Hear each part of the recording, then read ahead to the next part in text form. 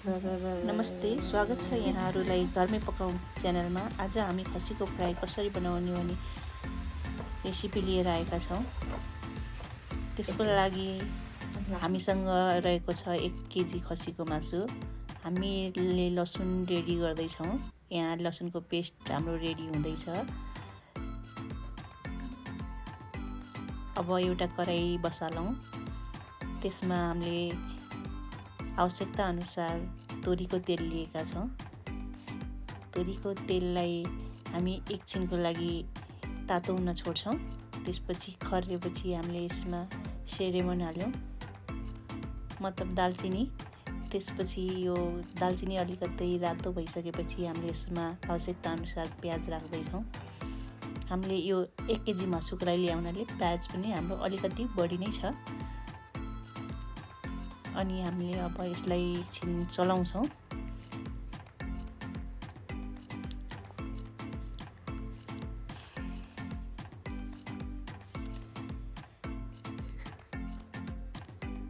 हामीले यसलाई हल्का रातो हुने बेलासम्म फ्राई गर्छौँ।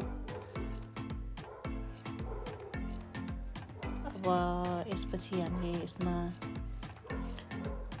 प्याज अलिकति हाम्रो रातो भइसकेको छ।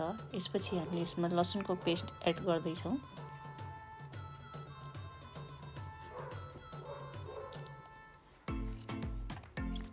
यो हामीले लसुनको पेस्ट हालेर एकछिन यसलाई रातो हुँदासम्म चलाउनुपर्छ। रातो भइसकेपछि हामी यसमा मासु एड गर्छौँ।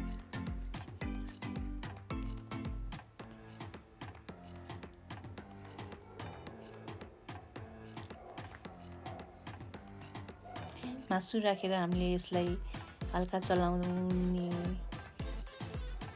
काम गरिरहेका छौँ।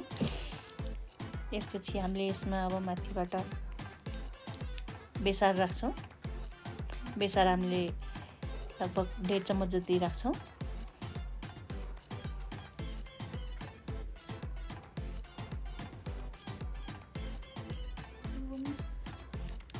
यसपछि हामीले यसको माथिबाट नुन एड गरिसकेपछि हामीले यसलाई हल्का हल्का चलाउँदै यसलाई पकाउनुपर्छ। यसलाई राम्ररी मिक्स गरौँ।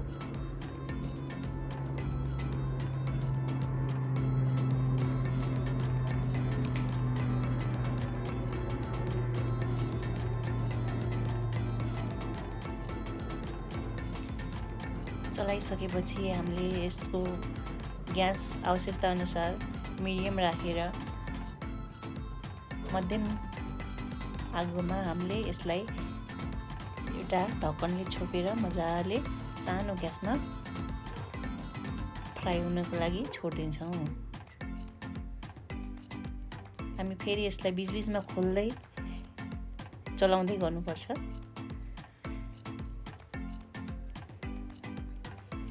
फेरि हामी चलाउँछौँ। फेरि एकछिन टाइम भइसकेको छ, त्यही भएर हामीले फेरि चलाइरहेछौँ। यो जल्न सक्छ, त्यही भएर हामीले बीचबीचमा खोल्दै चलाउँदै गर्नुपर्ने हुन्छ। हामीले तरकारीको लागि मसला रेडी गर्दैछौँ। यसमा हामीले जिरा, धनियाँ, हरियो खुर्सानी मात्र राखेका छौँ। हामी पिरो ठिकै खाने भए हुनाले 2वटा मात्र राखेका छौँ। हजुरहरूले आफ्नो आवश्यकता अनुसार राखेर मिक्सचरमा पिस्न सक्नुहुन्छ। सिलौटामा पनि पिस्न सक्नुहुन्छ। हामीले यो लास्टको लागि धनियाँ पनि रेडी गरिरहेछौँ। यो धनियाँ पनि हाम्रो रेडी भइसकेको छ। मासु हाम्रो यता पाकि नै रहेछ। अब हेर्दाखेरि अब यसमा अब टक्क हाम्रो अलि पानी सुक्दै सुक्दै गइरहेको छ। हामीले टाइममा हेरेर कतै पिदर लागेको छ कि नै, जलेको छ कि नै भनेर हेर्नु पर्यो। अब यसमा अब हाम्रो मसला हाल्नको लागि रेडी भइसकेको छ। हामीले अब यसमा अघि हामीले पिसेर रेडी गरेको मसलालाई हाल्ने गर्छौँ।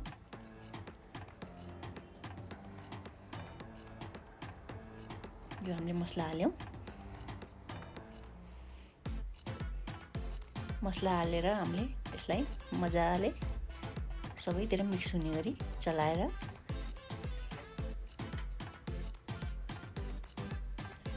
मजाले चलाउँछौँ।